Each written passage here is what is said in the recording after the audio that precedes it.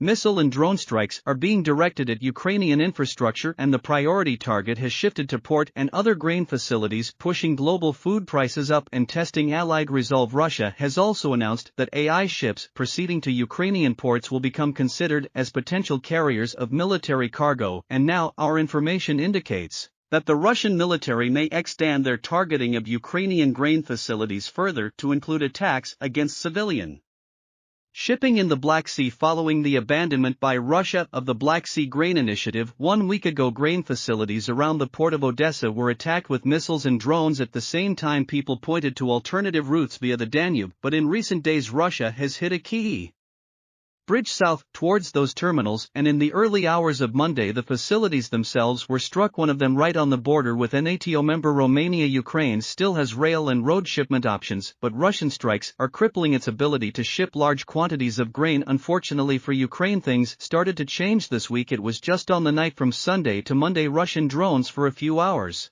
attacked those done-up terminals, and in our view as analysts and who are people are actually working with traders and fans, it's while others was an important symbolic event on the second terminals. The Danube tunnels are more important because in recent months it was and it is still the key, the main export route for Ukrainian grain, and it's not just about grain. The bombardment of Ukrainian cities has been pretty relentless for the past few months, stretching Ukrainian air defenses and hinting at the extent to which Russia has been able to maintain its production of long-range missiles. I think it's two things. I think that the Russians are able to sustain, but also that they have innovated right. None of US expected them to use the Shahed drones, and they're dirt cheap, and Russia seems to have an endless supply of them, and we know that the strategy was to wear down Ukraine AR defenses. S0. I think I expect to see more of this behavior in the fall. So Ukrainian AR defenses have been stretched to the point where gaps have appeared, and where Western countries, even if they willing to send more anti-aircraft weapons, maybe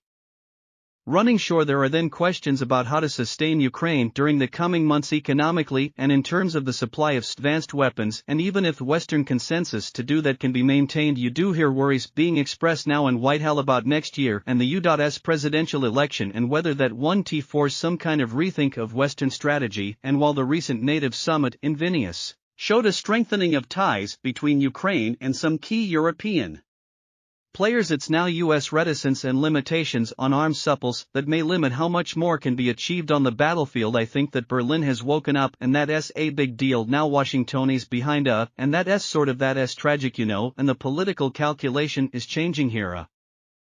We have elections coming up in 2024, and that's going to change, everything. So President Biden has said the U.S. government will stand with Ukraine for as long as it takes. It looks like Trump is the likely nominee for the Republican Party, and if you go back and remember the Trump years, he's not a big fan of NATO. Would he defund NATO? Not a big fan of NATO. Would he defund NATO? So as Ukrainian troops struggle for advantage on the battlefield, the pressure could hardly be greater from Russian attacks, from a shortage of munitions, and from a sense that the patience of their American may be waning.